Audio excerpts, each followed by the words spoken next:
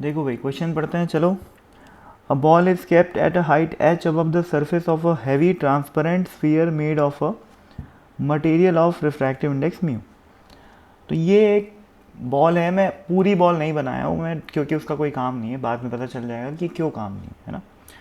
तो एक transparent ball है जिसका रिफ्रैक्टिव इंडेक्स अपने को म्यू दिया हुआ है, और एक बॉल है यहाँ पर जो कि शुरू में h हाइट पे रखी हुई है, उसको t इज इक्वल टू 0 पे ड्रॉप किया गया।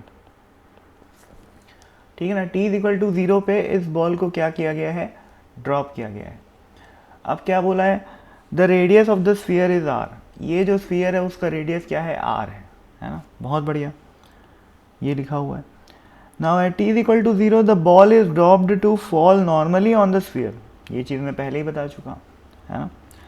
Find the speed of the image formed as a function of time for t less than √2h/g। तो बोला है कि इस बॉल की जो इमेज बनेगी ना, उसकी वेलोसिटी बताओ as a function of time क्या होगी। अब t लेस देन 2h/g की बात इसलिए किया है क्योंकि t is equal to 2h/g under root के साथ उस टाइम पे ये जो बॉल है ना अपनी, वो यहाँ पर आके गिर जाएगी, यानी कि नीचे वाले जो ट्रांसपेरेंट स्फीयर है उस पर हिट कर जाएगी। तो उससे पहले तक की कहानी की बात करनी है ना, उसके हिट करने के बाद तो चीज़ें बदल जाएंगी, तो उसकी बात उतना तक नहीं जाना है, इसलिए यहाँ पर स्पेसिफिकली लिख दिया है कि time is less than √2h/g। Consider only the image form by a single refraction. तो इमेज बाय सिंगल रिफ्रैक्शन बोला है, तो मैं पूरा स्फीयर क्यों बनाऊँ भाई। हाँ, पूरा स्फीयर होता तो क्या होता समझो, ये स्फीयर होता है ना। अब यहाँ पर इस ऊपर वाले सरफेस पे यहाँ पर फर्स्ट रिफ्रैक्शन होता और यहाँ पर सेकेंड रिफ्रैक्शन होता, तो और दो रिफ्रैक्शन के बाद फाइनल इमेज बनती। लेकिन यहाँ पर बोला है कि भाई इसको भूल जाओ, इसके बाद जो इमेज बन रही है उसी की बात करो, तो उसी की बात कर लेते हैं भाई, कोई दिक्कत नहीं है ना। देखो भाई क्या लिखा है अब, हाँ अब देखो, अगर मैं इस बॉल को गिराऊंगा t इज इक्वल टू 0 पे, तो एट टाइम t ये बॉल यहाँ पर पहुँच जाएगी, है ना, यहाँ पर पहुँच गई। अब ut plus half A T square, initial velocity 0 है, तो distance travelled by the ball in time t will be 0 plus half A T square which is half A T square, है ना। टोटल हाइट कितनी दी हुई है अपने को, h दी हुई है, और distance travelled at t time कितना हो गया, हाफ जी टी स्क्वायर। तो now the distance from this ball, distance of this ball from the sphere, यानी कि ये वाले डिस्टेंस कितनी हो जाएगी, h minus half G T square. ठीक है ना, इतना माइनस इतना, तो h minus half G T square. ठीक है, अब मेरे को इस सरफेस पे रिफ्रैक्शन हो रहा है, ये बात पता है। तो इस सरफेस के लिए जो पोजीशन ऑफ द बॉल हो जाएगी वो क्या हो जाएगी, u is equal to minus of h minus half G T square, है ना। ये हो गया पोजीशन ऑफ द ऑब्जेक्ट, ये मेरा ऑब्जेक्ट है, उसकी पोजीशन हो गई minus of h minus half G T square. I hope minus sine क्यों आ रहा है वो क्लियर होगा, है ना। ये पोल है भाई, पोल से भाई इंसिडेंट लाइट की डायरेक्शन ये है ना। तो ये वाला साइड पॉजिटिव हो गया और ये वाला साइड नेगेटिव हो गया, और बॉल जो है वो नेगेटिव साइड में रखी हुई है, तो नेगेटिव। आर की वैल्यू क्या आएगी, प्लस आर।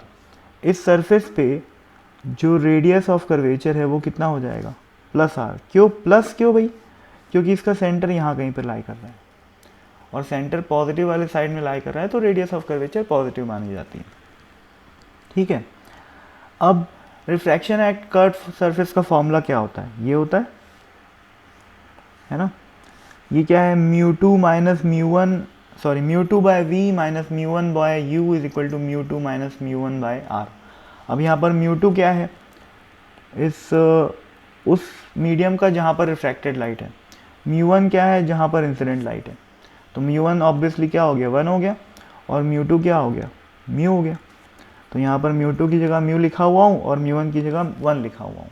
ठीक है ना, और ये v और u क्या है, इमेज और ऑब्जेक्ट की पोजीशन रेस्पेक्टिवली। r तो r है भाई, रेडियस ऑफ कर्वेचर, है ना।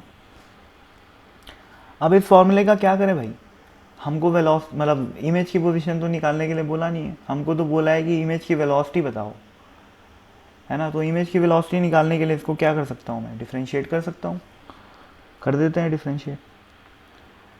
तो differentiating with respect to time, भाई डिफ्रेंशिएट करना अब तुम लोगों को आना चाहिए, है ना। डिफ्रेंशिएशन मैं अगर सिखाने बैठ जाऊंगा तो ये वीडियो बहुत लेंथी हो जाएगा।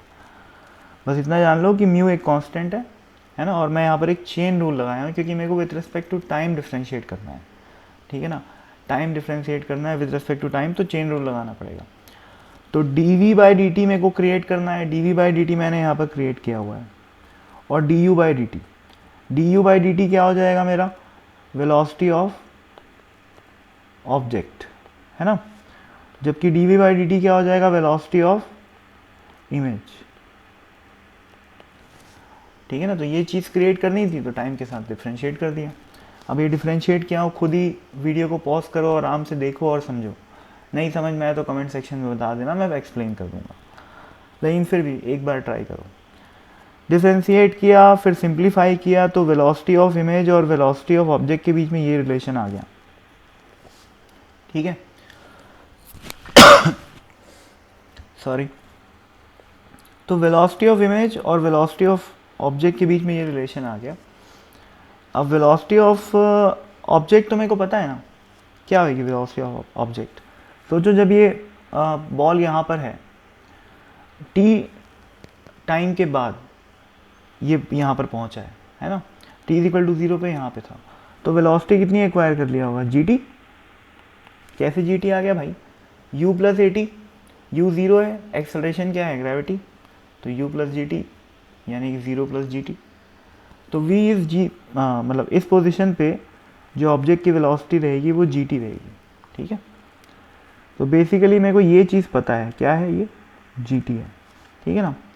म्यू भी पता है मेरे को, refractive index of the glass.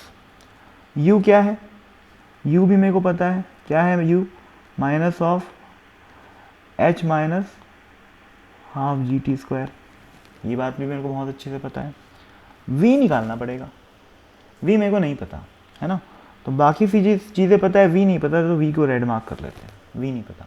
तो v कैसे निकाले भाई, v इस फॉर्मूले से निकाल सकते हैं भाई। यहाँ से v तो मैं निकाल ही सकता हूँ ना, मैं इसको डिफ्रेंशिएट करके vi और vo में रिलेशन निकाल लिया, velocity of image, velocity of object. लेकिन यहाँ पर मेरे को फिर से v का यूज़ दिख रहा है, तो मैं इसी फॉर्मूले को फिर से यूज़ करके क्या निकाल सकता हूँ, v निकाल सकता हूँ। v क्या है, पोजीशन ऑफ द इमेज। ऐसा करने के लिए मेरे को क्या करना पड़ेगा, इस u की जगह ये चीज़ रखनी पड़ेगी, है ना, क्योंकि u की वैल्यू मेरे को पता है, बाकी सारी चीज़ें तो इस इक्वेशन में नोन है ना यार। तो रख दिया यहाँ पर, देखो यहाँ से एक एरो बनाया हूँ मैं, है ना। क्या लिखा हूँ, finding the value of v, sorry दिख नहीं रहा है क्या, हाँ, finding the value of v। इस डब्बे को देखो, क्या दिख रहा है यहाँ पर, सेम चीज़ है, वही फॉर्मूला लिखा हुआ है, उसमें मैं यहाँ पर डिनोमिनेटर में 1/u की जगह क्या लिख दिया, इसकी वैल्यू रख दिया u की वैल्यू, ठीक है। अब फिर से वही बात है भाई, कैलकुलेशन है, सिंप्लीफाई करना है और कुछ नहीं करना है ना। तो आराम से स्क्रीन को पॉज कर लो, आराम से कैलकुलेशन देख लो। और भाई कैलकुलेशन से डरोगे तो फिर तो बहुत मुश्किल है ना। यहाँ पर वो डरने, यहाँ पर काम से भागोगे तो कोई इलाज नहीं है, फिर मेहनत तो थोड़ी करनी पड़ेगी यार, है ना। मतलब मैं तो कर ही सकता हूँ, उसमें कोई दिक्कत नहीं है, लेकिन अगर तुम लोग सिर्फ बैठ के इसको देखोगे तो उतना अच्छे से समझ में नहीं आएगा, है ना। अच्छा है ये है कि पेन कॉपी से मेरे साथ साथ सॉल्व करते चलो तो बेटर है, और नहीं भी तो अपन लोग आलसी होते ही हैं, तो देख लो भाई, देख के ही समझ में आ जाएगा सिंपल कैलकुलेशन से, है ना। तो बस मैं उस ऊपर वाले फॉर्मूले में u की वैल्यू को यहाँ पर रख दिया हूँ और सिंप्लीफाई करते गया हूँ।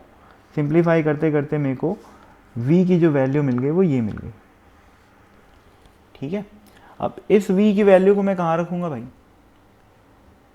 देखो इस v की वैल्यू को मेरे को यहाँ रखना पड़ेगा। यही तो मेरे को नहीं पता था ना, बाकी सब तो पता था, म्यू पता था, u पता था, वेलोसिटी ऑफ ऑब्जेक्ट पता था। रख दूंगा तो क्या आ जाएगा, वेलोसिटी ऑफ इमेज आ जाएगा, रख दिया, है ना। Velocity of object G T रख दिया, म्यू इज़ म्यू, है ना। यहाँ पर क्या था, u का स्क्वायर, तो u क्या है minus of h minus half G T square, रख दिया, स्क्वायर कर दिया। ये लिखा हुआ है v का स्क्वायर, ठीक है ना, जो कि मैं यहाँ पर अभी निकाला हूँ, ये है ना, v स्क्वायर रख दिया। फिर से सिंप्लीफाई करूँगा भाई, तो velocity of image as a function of time ये निकल के आ जाएगा। तो इस क्वेश्चन में फिज़िक्स का यूज़ तो बहुत ही कम है। फिज़िक्स का यूज़ क्या है कि आपको बस ये समझना है कि रिफ्रैक्शन एट कर्व सरफेस का फॉर्मूला पता ही है ना, उसको एक बार डिफ्रेंशिएट करेंगे तो वेलोसिटी ऑफ ऑब्जेक्ट और वेलोसिटी ऑफ इमेज के बीच में रिलेशन निकाल सकता हूँ, और उसी फॉर्मूले को यूज़ करके वेलोसिटी ऑफ इमेज भी निकाल सकता हूँ, है ना, क्योंकि वेलोसिटी ऑफ इमेज की ज़रूरत पड़ रही है क्या निकालने के लिए। सॉरी, मैं कुछ गलत बोल दिया, आई थिंक, एक मिनट, लास्ट 30 सेकेंड का छोड़ दो।